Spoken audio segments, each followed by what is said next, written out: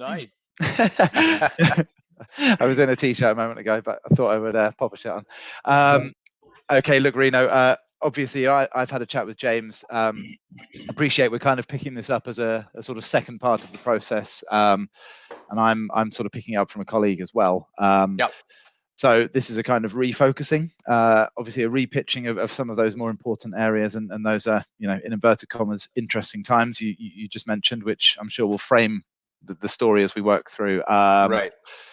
So really those questions that I've put together and sent over are just kind of picking up on some of those themes that James and I discussed. But I propose we kind of work through them and feel free to kind of, digress into any other areas that are important or that we don't touch upon, because I appreciate this really comes from you guys as to wanting to sort of reframe the narrative of the piece, as it were. So yeah. So James and I spoke earlier this week, and I'm hoping this to be a little bit more free flowing, I guess. And we have some questions here that can start the dialogue. But as I said, like I'd hope this to be more of a conversation, and then to your point, if we can grab some snippets of that and formulate a good story from it, then great. I guess a question that I did have, and maybe we can talk about this at the end, but the material that we did already talk about, about a couple of months ago or more, I guess, yep. James, had some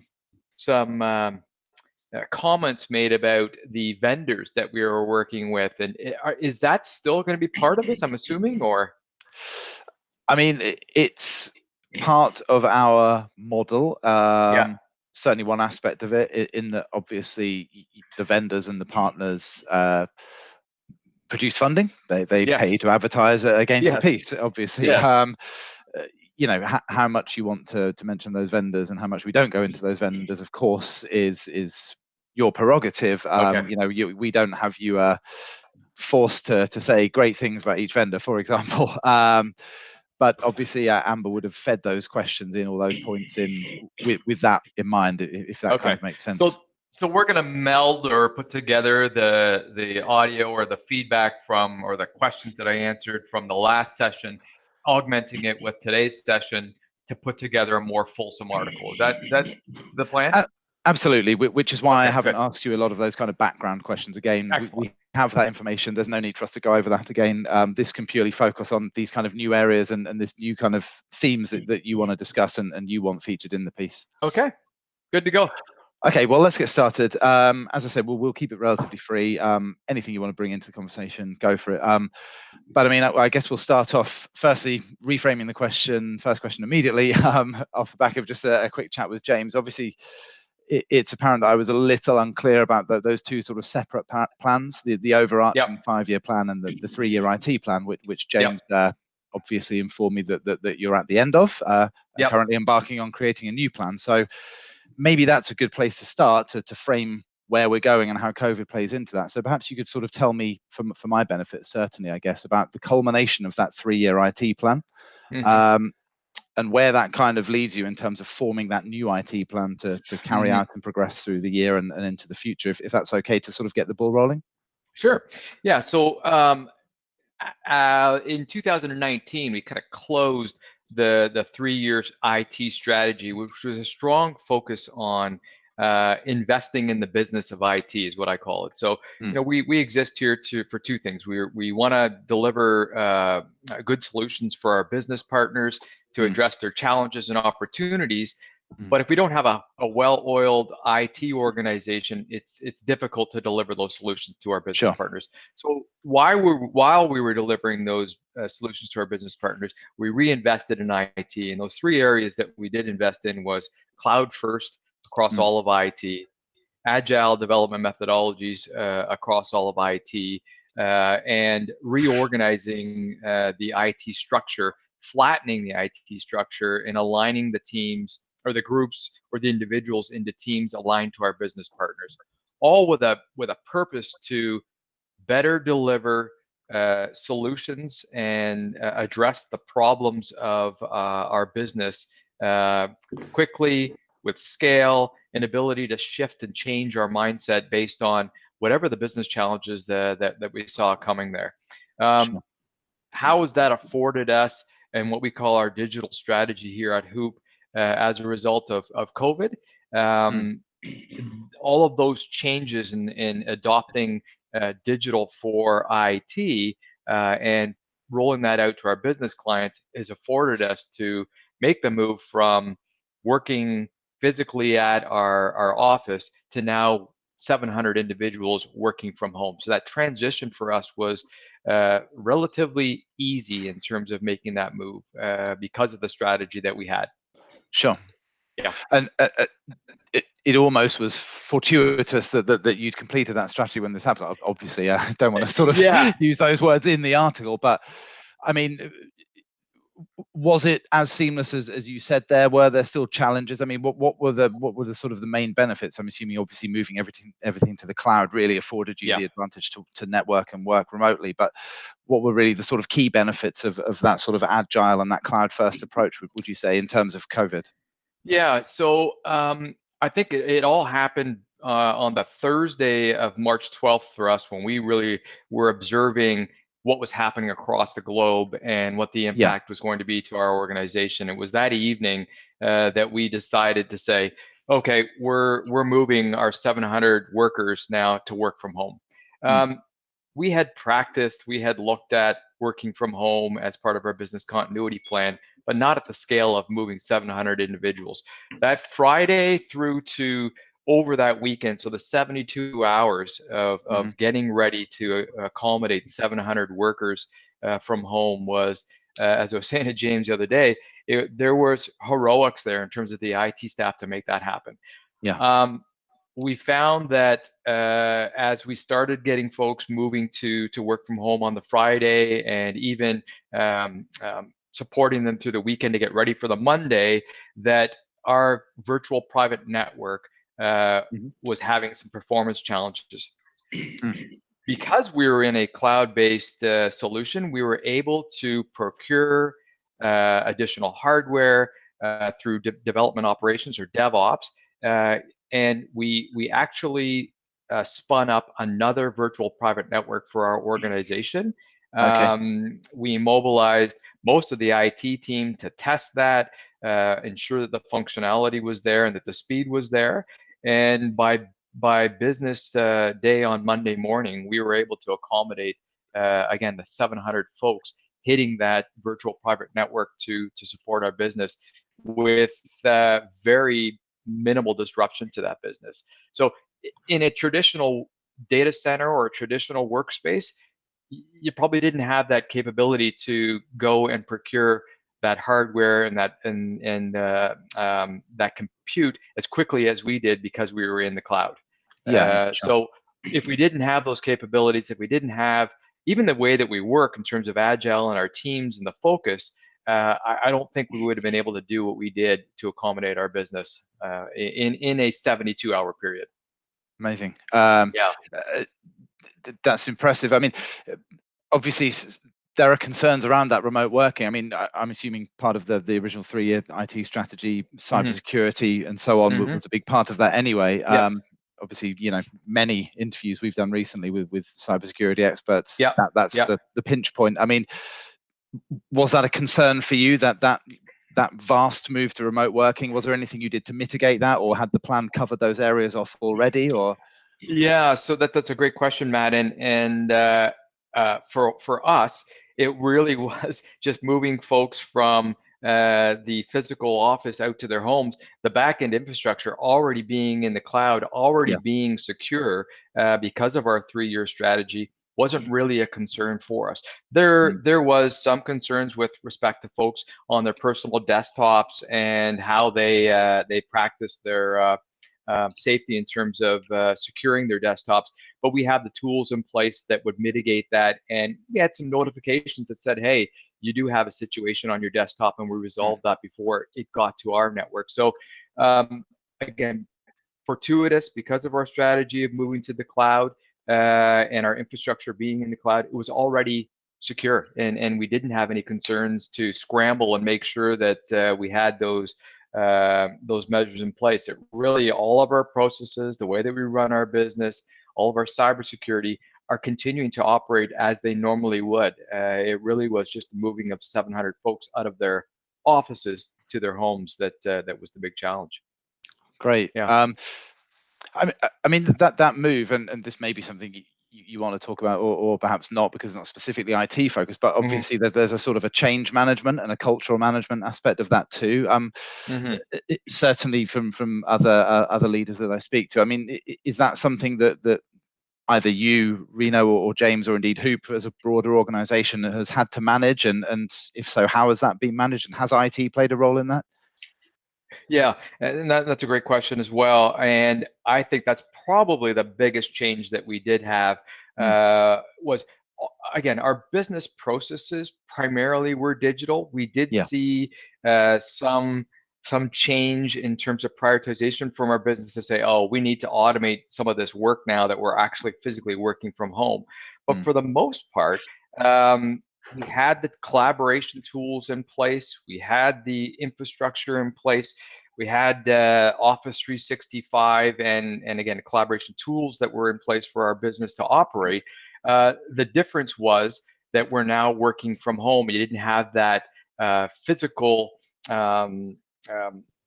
I guess, team collaboration happening. We were doing it through video conferencing. That's probably the biggest change here was for the business now to adopt to video conferencing.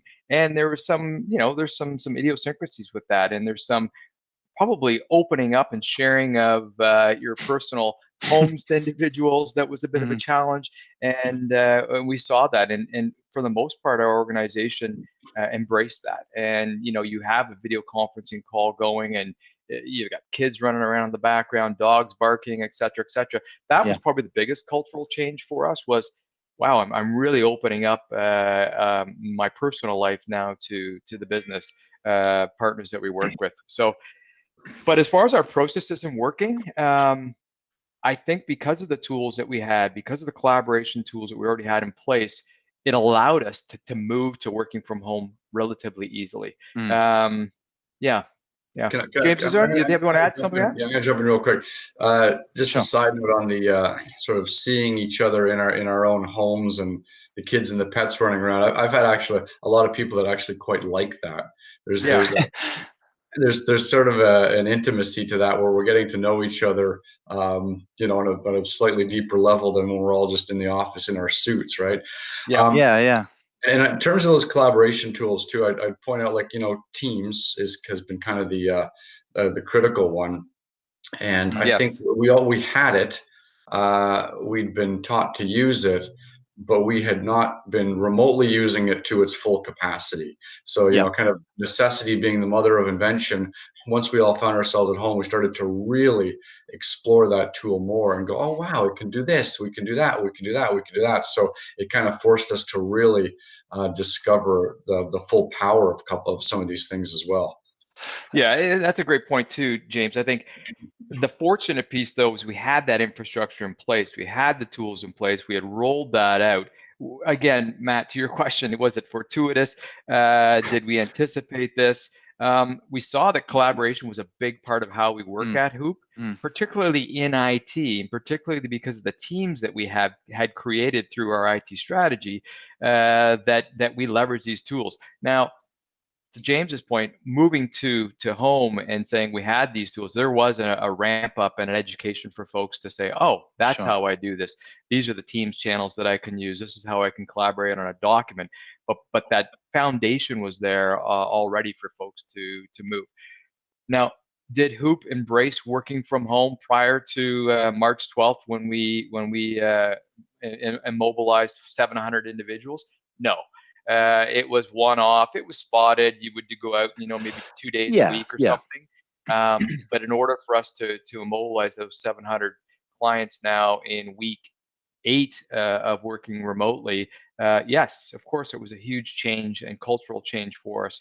And I'm sure we're going to get to one of these questions soon about the future of that. But yeah, it opens up some thinking about working remotely for the organization. Absolutely, and yeah, we indeed will come on to that. I mean, it's a bit of a sort of worn phrase already from everybody, isn't it? But the new normal that people are talking about. I mean, while we're on it, you say sort of didn't embrace working from home fully, and that's true for many organizations, Yeah. right? But do you think that will change the mindset permanently? And if so, I guess perhaps that feeds into the formation of the new IT plan. Does that alter your thinking about where IT goes in terms of supporting a business, for example?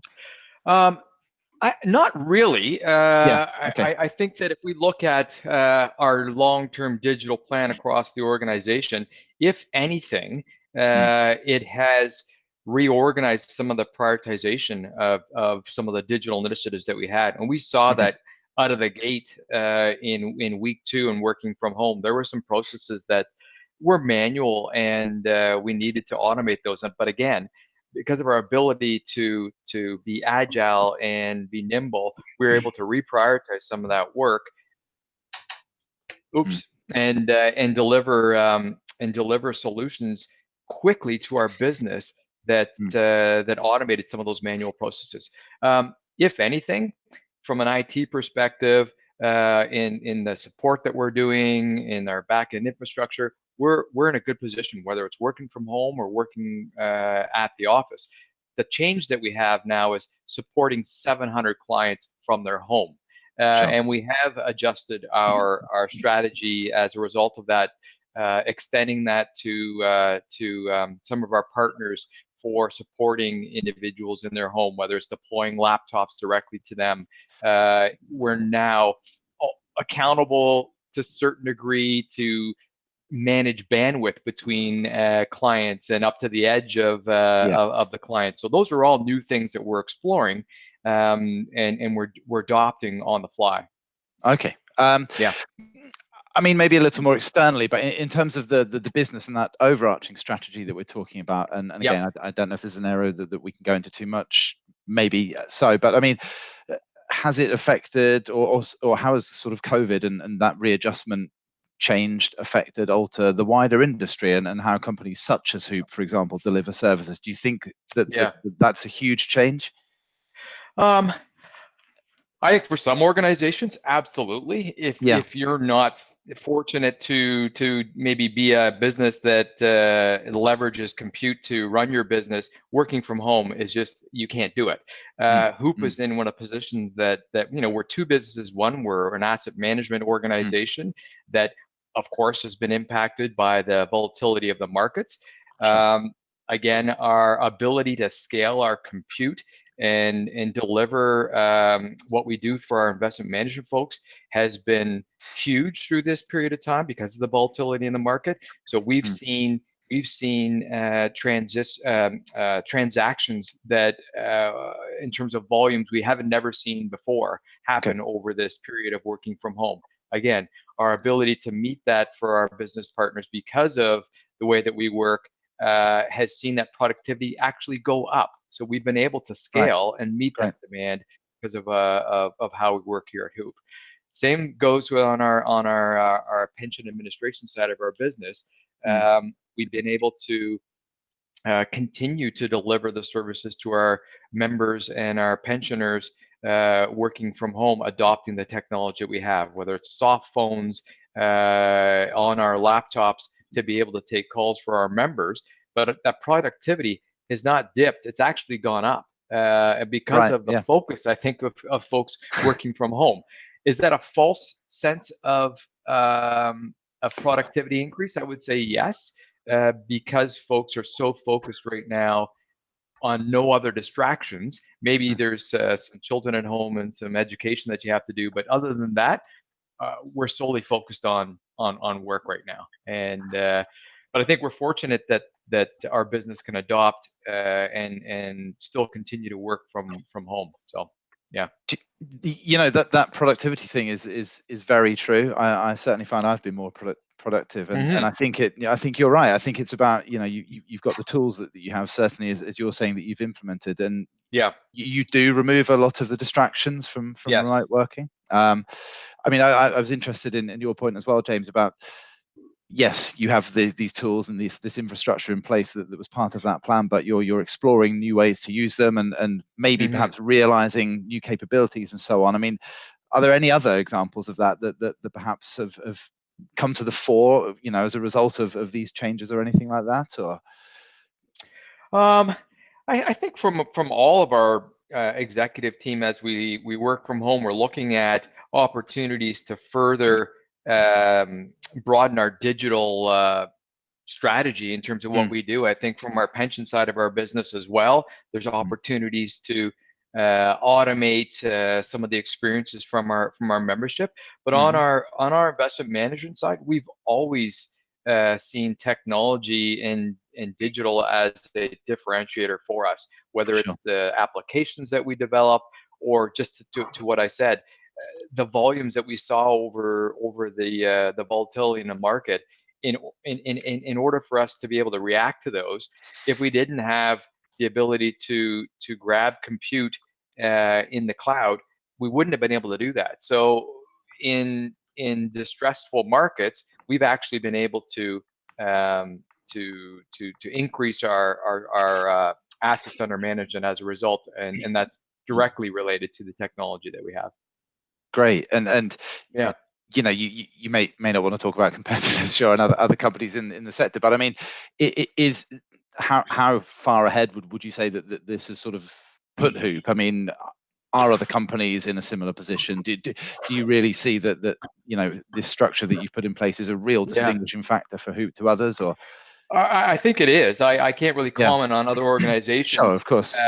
But I do know that a lot of organizations were scrambling to get out of the office, to move to digital, to automate a bunch of the processes that they had. And I think that HOOPP across our organization has been very fortunate because of the initiatives that we've had over the last 3 years to be able to do what we do. But I do think that all organizations are now questioning how they operate, how they are working from home, and what the new future does look like for them, whether it's to go back to bricks and mortar or not. I think everybody's grappling with that same question. What does this mean to us? How does this alter our strategy? Yeah. So, Reno, sorry, guys, can I jump in, Reno, to clarify something you said a minute ago, like on the investment side, because I hadn't thought about this, but like, I mean, obviously markets are not doing well, and everybody is all institutional investors are taking a hit. Yeah. But we're not taking as much of a hit because of how our investors are able to use technology while that's correct, doing their work during this time. That's interesting. I didn't realize that. That's really interesting. Yeah, so I don't know if we can, off the record, maybe, our market, our assets under management we've already restored the loss that we incurred from when this happened to today. So we're back at our 2019 year-end numbers already, and that's multi-billions of dollars been returned. That's great. Yeah. Wow. I mean, obviously, the discussion, it all sounds like it's been seamless. Yeah. I mean, for the purposes of putting the question in there, have there been any particular challenges that perhaps you could highlight, or certainly any challenges that maybe you kind of have thought in reflection you didn't anticipate, or anything of that kind of nature? Yeah, I think that first weekend was probably our biggest challenge, Matt, when we actually said this is going to happen, right? 700 people are going to work from home, and not everybody had practiced this through our business continuity plan to say, I am going to work from home. So as I said earlier, it was heroic effort, and we have a service desk of, I don't know, 15 or 20 individuals that would field calls. It was 190 IT people that were on the call trying to help everybody in the organization mobilize, whether it was deployment of I don't know, I think it was 150 additional laptops that we did over a 72-hour period, deploying soft phones to folks, helping individuals understand how to use Teams for video conferencing, ensuring it was touch and go there for a while, and we even on the weekend when we were experiencing severe degradation in terms of our VPN performance, were we feeling that we were going to be able to do this and spin up another virtual private network that weekend to have the masses of our 700 employees ready to go? Not just that, you talk about the volatility of our investment management market and the opportunities that were there for them to grasp on the Monday. If we didn't have the compute, if we didn't have the capability to do that, we're talking billions of dollars lost opportunities, and we were able to make that happen for them. So yeah, there was some touch and go, risky things that we had to look at, but we pulled together as a organization as a whole, I think, and as an IT division to prioritize that work, and we leveraged, I'm going to say, our practices of agile, sprint, work visualization to bubble up those priorities that had to be addressed first, deploy the teams, and get back to make sure that we had a very well thought out, here's our biggest challenge, figure it out, let's move on to the next one. And if we didn't work that way, it would have been chaos, I would say. Absolutely. Yeah. No one's broken the challenge of locking kids out of rooms. Yeah. Did somebody just show up? I didn't see. No, my daughter nearly popped her head around the door then, but I've also got someone cutting the grass next door. Yeah. So it's all going. So the new 3-year plan. Yes. Could you perhaps tell me, I guess, as a starter, where you're at with that? I don't know how much you can tell me about it, but are there any kind of core visions or targets or strategies within that perhaps you can expand on a little? Or yeah, not really, Matt. We're just starting to develop that plan, so it'll be developed in collaboration with our business partners. We know that it's going to tag on to the final 3 years of the HOOPP strategic plan. We know that a high performance culture is in there. What does that mean to us? What does that mean to IT? And it really is about measuring the performance of those teams. Are they meeting the needs of our business clients? But I do think that working from home, if we adapt that, we have just broadened our landscape of where we can get high performance individuals across the globe. I think like we were looking at it from a GTA or a Toronto centric. Okay, you have to hire somebody, they have to physically go into our office. Now I think we've opened up that ability now to get talent from across the globe to help us realize our strategic goals. So high performance culture is one of those. Growth is another one that we were focusing on in our organization. Growth of our assets under management. We'll continue to look at those. We'll continue to look at data and data analytics.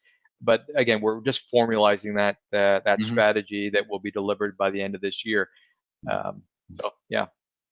Great, that's fantastic. I mean, in terms of, I guess it follows on from that, and we've talked a little about this sort of concept of the new normal, and many people in many industries wondering where we kind of go from here. I mean, what's your take on the new normal, as it were, and do you think this will really kind of irreversibly change the way that many organizations, and not even HOOPP, kind of go about doing their business and working? I would say absolutely. It's happening already, and most organizations, if they're forward thinking, are thinking about the post-COVID organizational structure, how you work, how you function, the investment in bricks and mortar in your business. Is it absolutely necessary? And I'm talking about immediate going back to the office. And I'm sure things are different in the UK than they are in Canada right now, and particularly in Ontario. We haven't opened up our economy, but when you do, if we continue to have social distancing in place, if we continue to have the logistical challenges of getting to the office, which we see potentially here in Ontario. We're seeing that again, that false sense of productivity going up. I think you'll see a productivity go down if we have folks that take an hour, 2 hours to even get to the office. Once you're physically in the office, the social distancing, you're in a different workspace, but we're still going to have to adhere to those video conferencing, collaboration, team meetings. You're not going to have the same physical collaboration that you had before we left on March the 12th. So it is a whole new way of working, and I think we're all looking at that and the benefits of actually going back to the office. And again, we're fortunate that we don't have to have individuals physically going into the office that to make our business run. So we're exploring it and looking at it. Will we ever get back to where we were? I don't know. It's a great question. So yeah, we will see. we will see, I guess. And wearing the masks and doing all that other stuff, identifying folks if they're fit to go into the office, it's a challenge. I guess it's and of course the language isn't to downplay the awful situation that's happening, but I guess from an IT perspective and your role and the work that you do, I guess it's an exciting proposition of sorts, and it's certainly an interesting time. Would that be fair to say? I mean, it's something completely new in a way, I guess, or.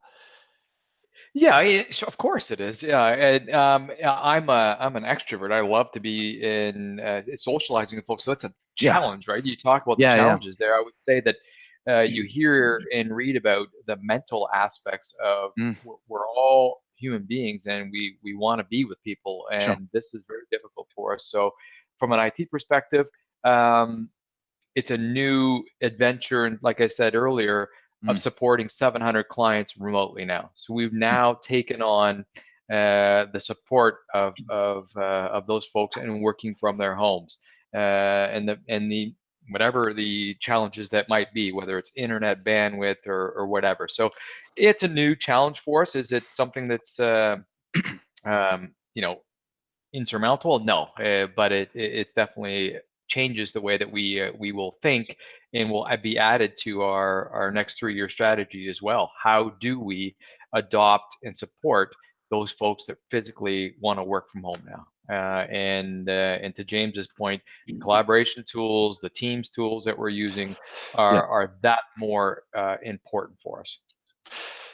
Great. I mean, look, we've haven't really touched on any of the original questions in the slides, but it's been a fantastic conversation. It's been really good hearing from you, Reno. Both of you, James as well. Is there anything else that we haven't kind of talked about that you wanted to wrap into that? Obviously, I have the kind of wider information from last time, so we don't need to go into any of those specifics. But is there anything we haven't talked about that you wanted to add, or? I'll jump in with a question. Sure. At the start, Reno, you talked about the IT strategy, 3 years, moving to cloud. There's three pillars to it: moving to cloud, agile, and flattening the IT structure and aligning it with our business partners.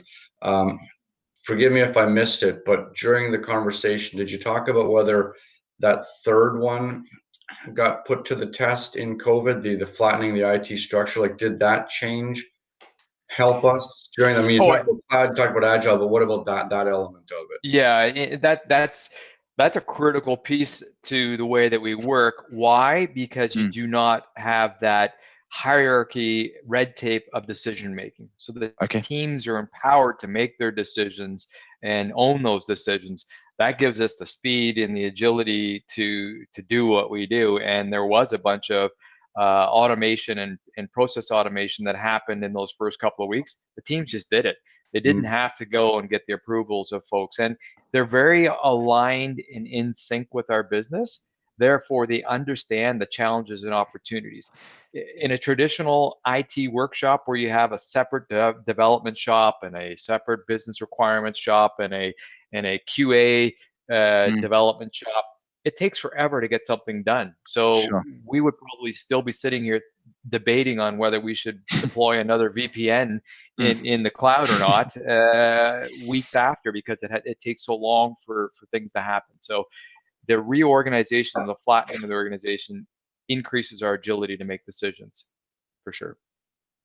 Great. I think I just wanted to add too, Matt, that the change for HOOPP in moving to the work from home, our processes didn't change, our controls didn't change, our ability to do our business really didn't change just because we were working from home. We still operated in the same way that we did. We're just physically not sitting in the office. That was probably the biggest change. We didn't have to, and I think a lot of organizations had to change their processes, had to change Right. Yeah. authorization and controls because they didn't leverage technology to its fullest extent. And I think Mm. we were very fortunate that we were in that situation.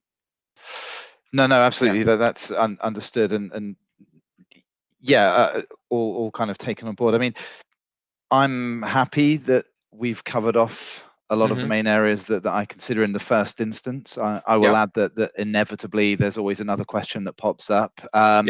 If that is the case, are you happy for me to reach out, and we can either answer via email or have a quick 5 or 10 minutes on another call if that's the case? But I guess I suggest in the first instance I take this information away, digest it, see if I need anything else, and then we can start working on that draft. And obviously we'll keep you updated as that process goes. Is that a reasonable next step for you both? Yeah, absolutely. Yeah, Matt, do you before writing a full-blown article, would you want to like do a sketch out a rough draft and share it with me? But like before you go too far down the road, and maybe we have different thoughts. Yeah, no, you read my mind, James. I was thinking almost a relatively detailed synopsis would be a good idea. Just to maybe as with a standard synopsis, couple of intro paragraphs, some key points to discuss, just so we can kind of get your view on that narrative and how we're going to work that story along. So we'll look to share that with you. Obviously, we have one of our many bank holidays that we have in the UK here this week. So tomorrow is another day off. It makes no difference when you're locked in your house, I know. Yeah. But so I will end up working. But I'd imagine in terms of getting those bits and pieces over to you, it will be start of next week if that's okay time frame. But yeah, naturally we'll get a synopsis first, and then we'll start working on the article. But let's make sure it's collaborative. Let's stay in touch. Let's work on it together so that we can make sure we kind of meet everyone's expectations against what happened last time. And if there are some other things that we need to add to it, again, I'm happy. I want this to be a good article. So if there are things that we want and we forgot to ask, or maybe James that we need to tweak on it, let's do that for sure. I'm happy to help out and add more whatever it is that we want to do there. So, but Matt, I'm wondering, we still have a few more minutes, and maybe if we. I would just love to know what's happening in the UK. How are things going there? Like, you guys are a little bit ahead of where we were. I don't know if you need to record it, but just interested in how things are going on that side of the pond there. Yeah. So, I mean, in terms of obviously the statistics, they're not great. I think the UK is suffering pretty badly from COVID-19. There seems to be obviously this is not all for the record, but there seems to be a lot of mixed messages coming from government, which I think are confusing people. But things seem to be moving pretty fast over the last couple of days. So they're talking about a possible relaxing of remote working and isolation, which obviously many people disagree with, bearing in mind that the numbers are still pretty high. But again, I don't know how it will impact going back to work. There's a lot of companies, as you're saying, and as we're saying, that are just seeing remote working as being the new normal, the way to carry on. Certainly, we're among those businesses. I think it's a real awakening for a lot of people. You realize that you can do your job from home.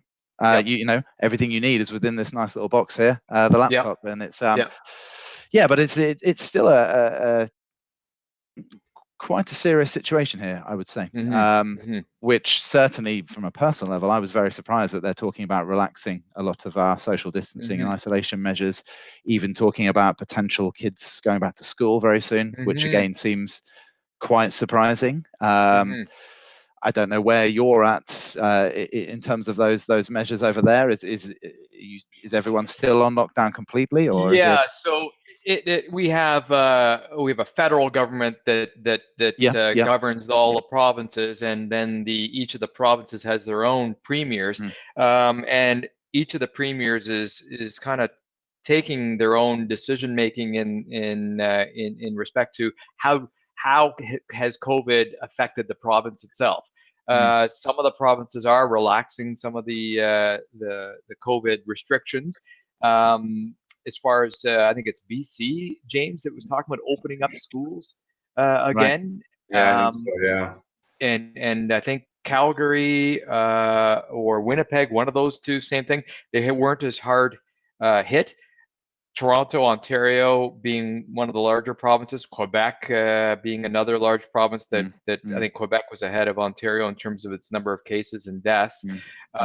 They're relaxing some of theirs, but we're also seeing some of the residents uprising against it, and actually, there's groups that are supporting the closure of the economy, and then there's others saying no, open up the economy. Why are you restricting us? And you're seeing that in the United States as well. So some political unrest there that I think is pretty scary. To your point, I don't know if we're ready for this yet, and particularly for school. I look at it, but it will have impacts if you open up one area. How do you mitigate from folks from going from cross-border from province to province, and then next thing you know, we're going to have this second surge. So I'm reading a lot about this potential second surge of COVID and how will you handle it. I think that's the concern, isn't it? You relax everything, and by all accounts the second surge or the second wave will be worse. It seems to be the general consensus. Which is troubling. And also, I guess, how quickly will that happen is another point to consider. It's very uncertain times, I think, for all of us. All right. All right. It's interesting. But the sun is, I will add, the sun is shining, and that's nice. What I can see of the world looks okay outside. I didn't want to end the call on too much of a negative tone, but no, hey, listen, there's positives too. You know, I work an hour out of the city, so I'm a commuter, and I'm an hour on a GO train to get in. I do a full day in the office. It's an hour back. So the probability of me getting home in time to sit down for a family dinner is very, very rare. For the last 8 weeks, I've had dinner with my family every night, and that's a nice thing, right? I'm bonding, you know, renewing bonds with my kids. I have a university student that's been home for the last 8 weeks, and so there's a lot of positive things that are coming out of this too. So I've had the same. You know, it's nice to spend a lot more time with my daughter. I mean, she's 2 years old, so there is the scary prospect of being locked in the house with a 2-year-old. But it's okay. It's manageable in small doses, and I can shut the door, so we're okay. But look, it's really been great talking to you both. I really appreciate it.